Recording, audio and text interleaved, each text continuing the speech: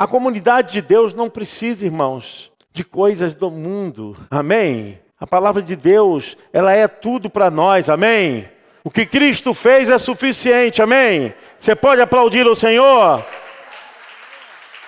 Glória a Deus! Homens e mulheres, líderes, membros dessa casa espiritual, é inegável que vivemos uma época de grande instabilidade da igreja evangélica quanto à sua fidelidade aos marcos sobre qual foi deixado, sobre quais foram estabelecidos, melhor. São muitas novidades que surgem a cada dia e rapidamente são disseminadas entre as igrejas. E há esse modelo que eu chamo de célula espelho, como as pessoas veem isso como estratégia. O que acontece numa igreja coloca na outra, não se estabelecendo nada a não ser pelas novidades. E o princípio do marco deixado para que observássemos estão sendo colocados de lado. Mudamos a forma do culto, mudamos a expressão do louvor, a maneira de orar,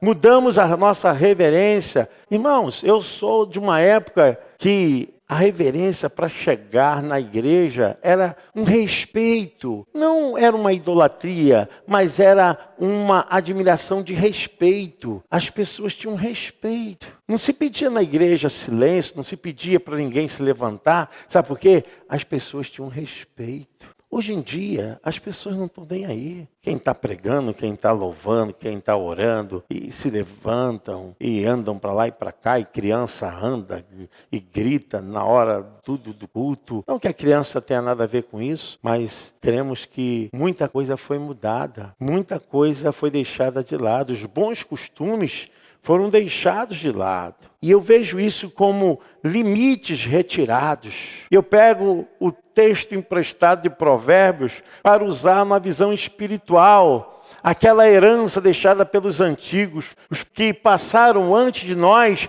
e deixaram, estão sendo esquecidas essas formas tão especiais para se trabalhar dentro da casa de Deus. Então vivemos numa sociedade que já perdeu totalmente a referência.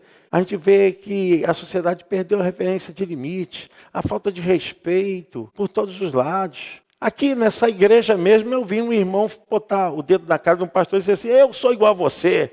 Não se trata de dizer que ele não é um servo de Deus, mas é a forma como ele vê um pastor. A falta de respeito, a falta de honra. E dizer, não, Deus está contigo, Deus também está comigo. A gente vê os limites sendo retirados. E vemos uma igreja hoje ferida, liderança ferida, pessoas descomprometidas, pessoas que não tomam posicionamento diante de Deus, vivem numa bagunça espiritual, não sabem nem como começar a vida espiritual, nem sabem como começar a ler a Bíblia, não tem poder para orar, nem para expulsar os demônios. Os limites são condições que não devem ser violadas, ultrapassadas. Pois quando assim acontece, consequências se instalam e males nos sobrevêm. Nós podemos ver alguns limites deixados pelos antigos. Eu vejo isso na pessoa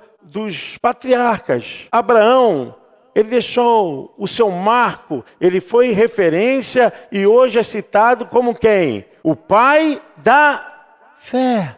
Porque ele creu contra a esperança. Ele saiu do paganismo e ouviu uma voz, acreditou naquela voz e esperou a promessa para ser pai de muitas nações. Mas até que aquilo acontecesse, Abraão teve que permanecer na fé.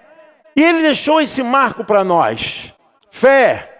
E quando o anjo apareceu para Abrão e Sara ouviu a promessa do anjo, a Bíblia diz que Sara riu de deboche. Ela não acreditou. Abrão com 100 anos, Sara com 90 anos. O anjo diz, olha, vocês vão ter um filho. É brincadeira, né? É piada isso. Imaginem vocês, Abraão, opa, vou lá na farmácia pegar um Viagra, porque ele estava completamente com um corpo sem qualquer força. A Bíblia diz que Sara estava no estado climatério, não podia fecundar jamais. O espermatozoide de Abraão estava fraquinho, coitado, não conseguia nadar nada. E Sara, ela não tinha capacidade de agasalhar para fecundar nada. Mas o anjo falou, vocês vão ter um filho. Você pode dizer amém? Abraão é um marco da fé. A Bíblia fala lá em Romanos 4 que Abraão creu contra a esperança. Ele acreditou. Imaginem vocês, naquele momento, Sara rindo, Abraão já com o corpo completamente compadecido, abatido. E ele pensa, Sara, então entra agora para a tenda, prepara a nossa cama, porque Deus vai operar um milagre. Amém? Ninguém se engravida bebendo água, né? Ninguém se engravida sonhando. Tinha que acontecer o fato. Tinha que acontecer realmente um milagre de forma natural. Amém? Por isso Abraão foi considerado o pai da fé. E os meses foram se passando, a barriga de Sara foi crescendo. E algumas mulheres diziam, isso aí é barriga d'água. Isso é gravidez psicológica. No final falaram até que era lombriga, né? Se é lombriga, você está completamente inchada. Aos 9 meses, a barriga d'água, a barriga de gravidez psicológica, a barriga que tinha verme, chorou na tenda. A criança nasceu, amém? Quando a gente vê o outro marco, é Jacó. Jacó era um 7-1, o seu nome é usurpador. Mas Jacó se torna o conservador da lei que Deus havia deixado pela fé com Abraão.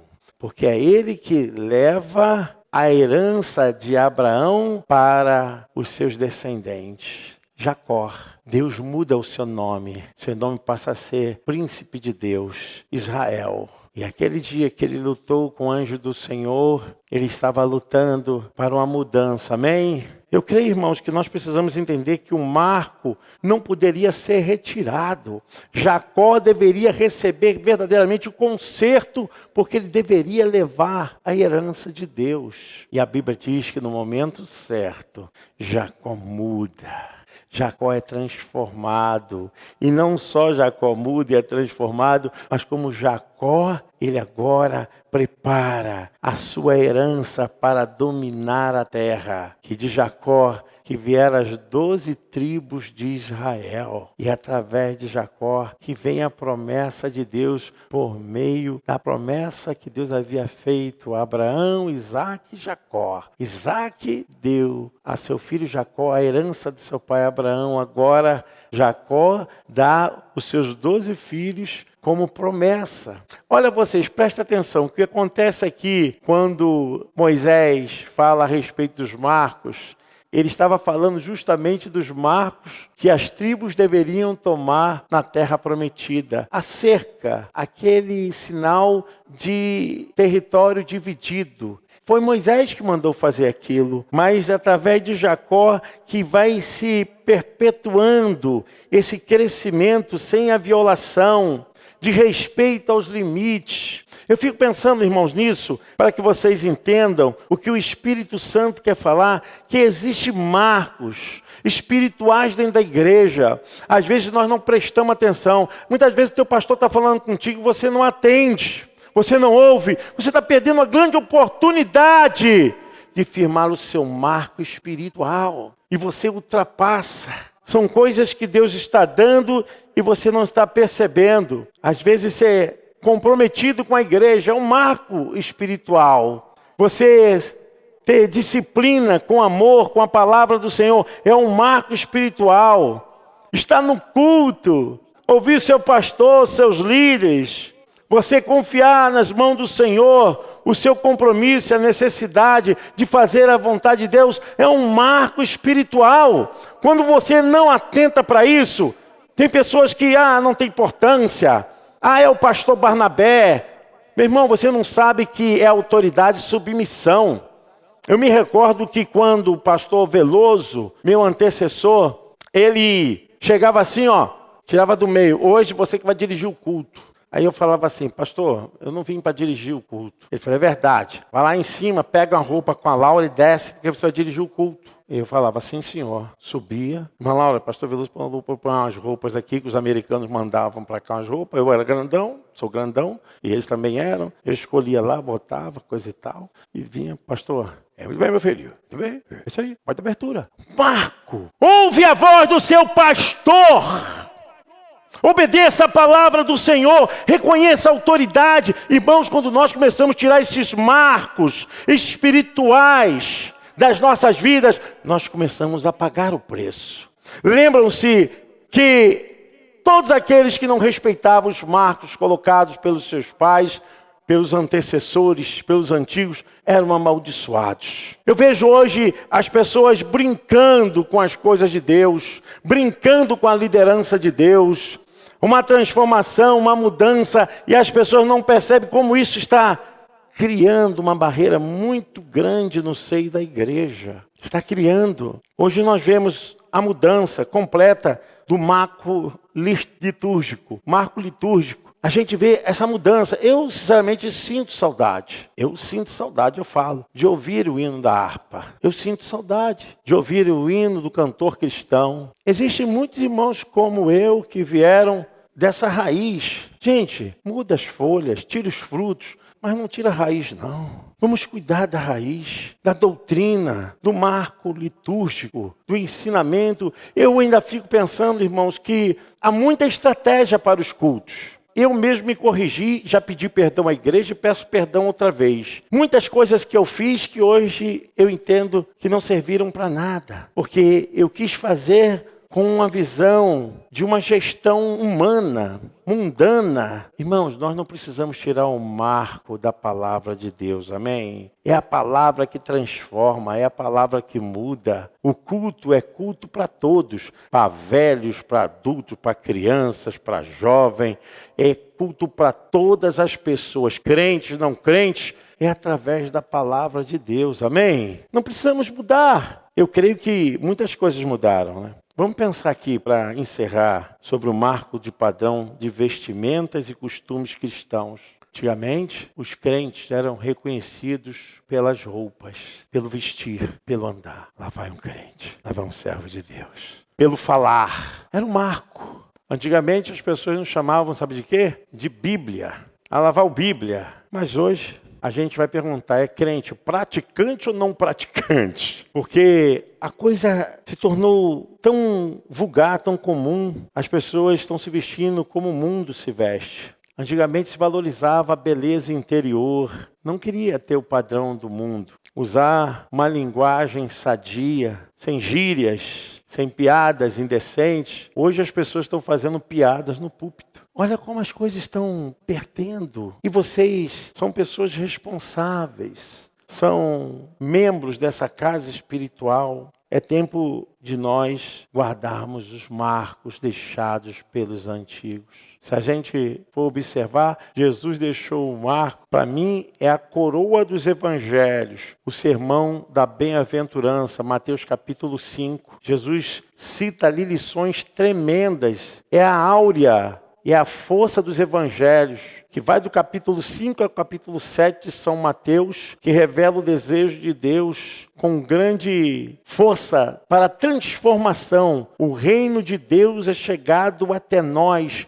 com poder, com transformação. Jesus, no final do seu sermão da montanha, ele encerra fazendo uma comparação de um homem que construiu a sua casa na areia e um homem construiu a sua casa na rocha. Quais das duas casas vão prevalecer na hora da tempestade? Porque a tempestade bateu nas duas, o vento forte bateu nas duas, o nível das águas subiram para as duas, mas há uma distinção: a que ficou de pé é a que estava na rocha. Eu quero dizer, irmãos, nós estamos vivendo hoje num tempo em que, se não estivermos na rocha, a casa desaba, vida desaba. Não adianta fazermos reparos, fazer mudança na fachada da vida, se não mudarmos o interior. Não podemos tirar os marcos deixados pelos antigos. A mensagem da igreja do Nazareno é a mensagem de santidade. 1 de Pedro 1,15. Mas como é santo aquele que vos chamou, sede vós também santos em toda a vossa maneira de viver. 1 de Pedro 1,16 diz: porquanto escrito está, sede santos, porque eu sou santo. Nós temos um modelo, não podemos tirar isso. Temos que voltar para o caminho em que a base de tudo, o esteio que fortalece os nossos pés para andar na presença do Senhor é a sua palavra. É estudar a Bíblia, trazer um ensinamento para uma regra verdadeiramente de aplicá-la em nossos corações. Não só estudarmos por estudarmos, mas para aplicá-la em nossas vidas, nosso dia a dia. Seguir a palavra de Deus é refazer o planejamento da vida espiritual. Agora sim, colocar no trilho, dizer: Senhor, quanto tempo eu fiz errado? Eu não posso tirar os marcos, Senhor, que foram deixados. E com fé, eu quero seguir, quero caminhar na Tua presença. Um monte de liderança hoje, indo para um lado, para o outro, um monte de membros indo para um lado, para o outro, e acham que essa igreja aqui é ruim, e que esse culto não é bom, que isso é aquilo. Sabe por quê? Estão vendo a forma. Não existe culto ruim, não existe oração ruim, porque você é um culto ambulante. O Espírito Santo não trabalha na parede. Para você sentir o Espírito Santo, você não tem que sentir o que o irmão está sentindo. É aquela velha tradição, a costumeira e vergonhosa de dizer: eu tenho que receber a oração da mulher de Deus, do homem de Deus. Você tem que ter a oração na sua vida, e a oração que se fizer, ela vai estar confirmando no seu coração e na sua alma.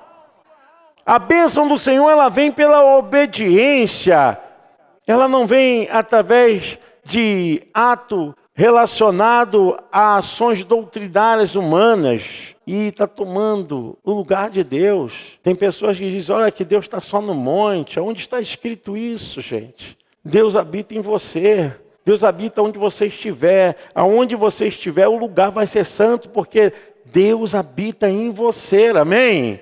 Você pode aplaudir o Senhor?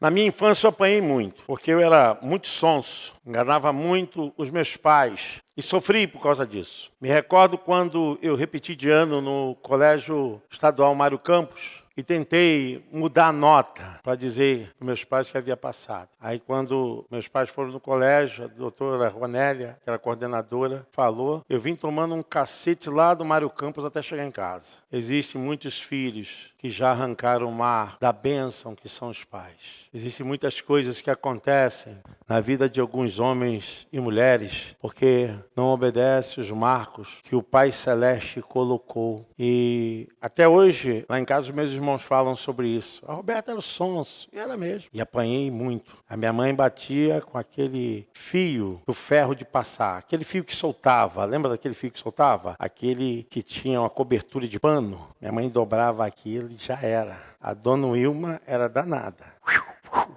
E ai,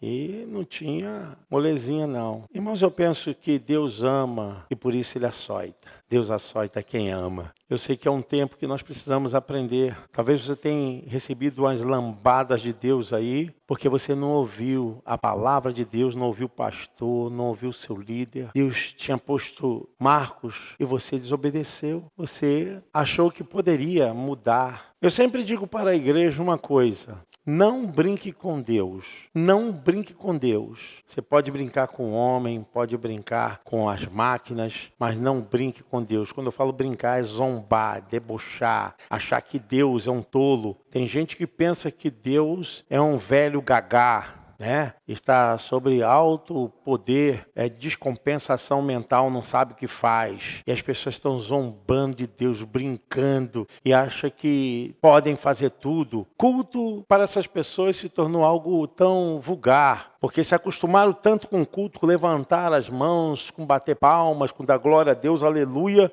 que se acostumaram com isso e não há transformação. E aí acabam quê? Acabam tirando os limites postos pelos antigos, pelos profetas, por Deus. Líderes de Deus, não poupem, porque a hora que vocês pouparem, vocês vão ver o que é sofrimento. Tome sua posição, seja homem de Deus, mulher de Deus, fale dentro da Bíblia, não recue, não tire os marcos deixados pelos antigos. Não tente fazer média com as pessoas, porque às vezes as pessoas tentam nos relacionar a uma ação que a gente, isso não tem nada a ver, o relativismo. O pecado está na ordem do absoluto. O pecado foi no tempo de Adão, de Noé, e foi no tempo da igreja, e está sendo no tempo agora da igreja contemporânea. O pecado é pecado, está na ordem do absoluto. Não podemos brincar. É hora de vocês falarem com a destreza da palavra de Deus. Usem a palavra. Ainda tem em vocês os marcos deixados por Cristo, a palavra da vitória. Quando às vezes, irmãos, as pessoas querem nos aliciar, querem promover as suas festas carnais, pagãs, idólatras e nos convidar para sermos associados ao erro.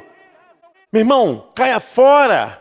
O seu procedimento tem que ser dentro da palavra de Deus. Não retire os marcos deixados como doutrina de fé, como a palavra de Deus. Às vezes as pessoas falam assim, não vamos ao culto não, ninguém vai sentir falta. O que as pessoas não entendem é que você vem ao culto para se tornar igreja, para adorar a Deus. As pessoas não entendem que o compromisso que você tem é um compromisso de adorador. Você não vem aqui fazer média com o pastor, média com o irmão. Você não vem aqui porque você faz parte do grupo tal, do grupo Y, ou que você é pastor, que você é líder, que você é membro.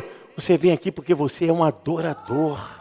Deus nos reservou esse espaço para sermos acolhidos como igreja. Porque, irmãos, quando nós saímos daqui, isso aqui não é igreja, isso aqui é um edifício. A igreja somos nós, quando nos reunimos, quando nos ajuntamos. Pastor, quando estamos separados, somos templo do Espírito Santo, como diz em Coríntios 3. Não sabeis vós que sou templo do Espírito Santo e que o Espírito Santo habita em vós? E que o Espírito Santo tem ciúmes? Não retire os marcos. Não haja através das suas emoções, da sua raiva, do seu ódio, da sua implicância. Tem gente que diz assim, não vou ao culto, bate no pé. Eu tenho familiares que não são evangélicos. Eu me dou muito bem, são de outras religiões. Eu me dou muito bem. Porque o mínimo que o crente tem que ser para conviver, se não puder se unir no espiritual, é ser educado e gentil. Agora, se for bater na minha fé, na minha crença, na minha espiritualidade, não tem negociação. Não tem como eu negociar. Não tem. Eu não faço parte. Respeito, sou educado, mas não me associo. Por quê, irmãos? Porque nós temos que entender que temos marcos a serem guardados. E eu fico pensando nisso porque existiam momentos na minha adolescência para a juventude que nós víamos assim, isso não tem problema, porque você acha que Deus pode considerar, Deus pode dar um jeitinho. E nós nos esquecemos que Deus, Ele não negocia, Ele não abre mão. Irmãos, veja aqui, Êxodo. Olha o que eu estou falando, eu estou falando de um marco, agora um marco pentateuco. Marco Pentateuco. Falei dos patriarcas, agora vou falar do marco Pentateuco. Êxodo 20. Eu já estou acabando, mas eu quero que você entenda isso. Êxodo 20. Olha só. Olha o marco direcionado a Deus, que é um marco numa visão que eles deveriam ver a divindade de Deus. Então falou Deus todas essas palavras dizendo, eu sou o Senhor teu Deus, que te tirei da terra do Egito, da casa da servidão. Aí vem, não terás outros deuses diante de mim. Era um marco. Não terás outros deuses. Não farás para ti imagem de escultura, nem alguma semelhança do que há em cima dos céus, nem debaixo da terra, nem nas águas debaixo da terra. Não te encurvarás a ela, nem servirás, porque eu, o Senhor teu Deus, sou o Deus zeloso que visito a maldade dos pais nos filhos, até a terceira e quarta geração daqueles que me aborrecem. E faço misericórdia de milhares aos que me amam e guardam os meus mandamentos. A gente vê aqui os marcos. Não tomarás o nome do Senhor teu Deus em vão, porque o Senhor não terá inocente o que tomar o seu nome em vão. Olha os marcos do Pentateuco, a lei do Senhor. Aí Deus fala de guardar o dia, que para ele sábado era descanso. Lembra do dia do sábado para guardar e santificar. 6 dias trabalharás e farás todas as tuas obras, mas no 7º sábado, o Senhor teu Deus não farás nenhuma obra, nem tu, nem teu filho, nem tua filha, nem teu servo, nem tua serva, nem o teu animal, nem os teus estrangeiros que está dentro das tuas portas. Era lei espiritual, lei cerimonial. Aí a gente vai ver que existem os marcos aqui, os marcos no sentido horizontal, relacional. O versículo 12, honra teu pai e a tua mãe, é um marco. Irmãos, não estou dizendo isso porque eu quero ver isso, mas todo filho desobediente é amaldiçoado. É bíblico, é amaldiçoado. Eu me lembro quando eu fazia as coisas erradas e apanhava e sofria. Só leva castigo. Aqui, ó. Para que te prolongue os teus dias na terra que o Senhor teu Deus te dá. Aí vem um marco moral. Não matarás, não adulterarás. Aí a pessoa fala, não, pastor, estou só ficando, estou só... Não, eu não aguento. Eu não tenho mais paciência. Se crente vier vomitar na minha cara, dizendo, pastor, eu estou com um casinho, todo mundo... vai plantar batata. VPB, o missionário achou, vai para a Bolívia. Ele achou que fosse isso. VPB, pastor, tive uma visão, pastor. Meu irmão, O que você viu? Pastor, eu vi 3 letras, VPB. E Deus falou, vai para a Bolívia. Eu olhei assim para ele, meu irmão, você é tão preguiçoso, vai plantar batata. Não furtarás, não dirás falso testemunho contra o teu próximo, não cobiçarás a casa do teu próximo, não cobiçarás a mulher do teu próximo, o servo, a sua serva, nem o boi, nem o chinelo, nem um carro, nem a casa, nem o emprego, nem a grama do teu vizinho, não cobiçarás. Gente, é um marco. Aí as pessoas querem viver bem rompendo esses marcos. Meu Deus. A Bíblia diz, e todo o povo viu os trovões, e os relâmpagos, e os sonidos de buzinas, e os montes fumegando, e o povo vendo isso, retirou-se e pôs-se de longe. Tem irmãos que têm fechadura atrás da porta, tem outros que quando chega bota a vassoura, tem outros que botam um copinho d'água lá, acende uma vela. Eu não sei onde esse povo está. Está aqui na igreja do Nazareno. Nós temos que falar sobre isso. O misticismo. Tem gente que não vê nada demais. Para encerrar, gente, eu estou tão zangado. 2 Coríntios 6,14. Zangado contra a injustiça, tá? Contra o mal, porque eu não consigo mais ficar calado. 2 Coríntios 6,14. Não vos prendais a um jugo desigual com os infiéis, porque sociedade tem a justiça com a injustiça, e que comunhão tem a luz com as trevas, e que concórdia há entre Cristo e Belial. Ou que parte tem o fiel com o infiel, e que consenso tem o templo de Deus com os ídolos, porque vós sois templo do Deus vivente, como Deus dissesse, neles habitarei e entre eles andarei, e eu serei o seu Deus e eles serão o meu povo. Tinha uma época na minha vida que eu estava estudando administração e comecei a participar de alguns eventos da empresa por causa do setor e jogávamos bola. Naquela época a gente brincava um pouquinho de bola, jogava 2 vezes na semana lá na empresa e aqui, uma semana aqui em Nilópolis. E assim, irmãos, quando terminou de um futebol, o pessoal ia para as coisas erradas, para bebedice, ia para bagunça e coisa e tal. E o que eu fazia? Eu simplesmente me recolhia. Falei, não,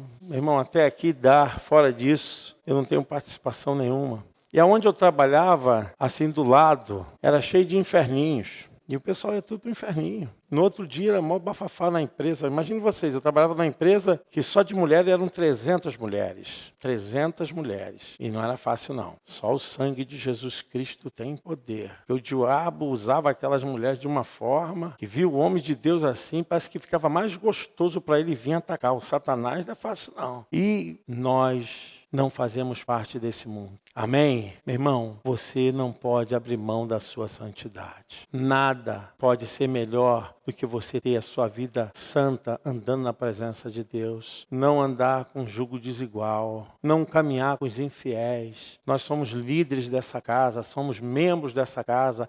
A igreja do Nazareno é uma igreja que prega a santidade. E nós estamos aqui hoje justamente para recebermos essa palavra, para não tirarmos os marcos deixados pelos nossos pais. Precisamos andar na presença de Deus. Precisamos servir ao Senhor. Eu digo para os irmãos, tenho o maior orgulho, porque quando o meu pastor faleceu, antes dele falecer, eu e meu sogro fomos juntos com ele, ficamos o tempo todo com ele no Hospital São José. E ficamos ali do lado dele, junto com ele. Meu irmão, estou contigo. Jamais eu ia quebrar, ia tirar os marcos deixados, porque ele era o meu pastor, o meu líder.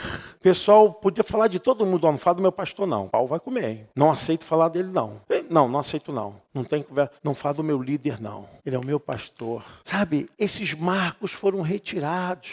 A gente vê hoje liderança sendo achincalhada, maltratada, em meio de fofoca, e nós simplesmente nos tornamos parte disso, porque não defendemos a liderança, não defendemos a casa de Deus. É muito triste isso, irmãos. Às vezes eu falo para Janaína, Janaína, você foi escolhida por Deus, não deixa ninguém agir acima de você que não seja eu.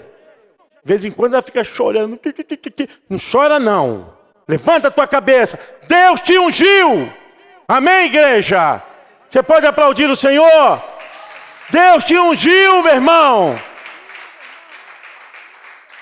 Porque nesse tempo, irmão, nós temos que voltar para os marcos, para as raízes da palavra de Deus, honrando a palavra de Deus, pelo que ela está estabelecida. Nós precisamos formar esse corpo. Somos corpos ajustados, totalmente ligados, vivendo em amor, uma família sem qualquer falsidade, vivendo a verdade, expressando uma família, vivendo o compromisso do grande amor de Cristo, querido irmão.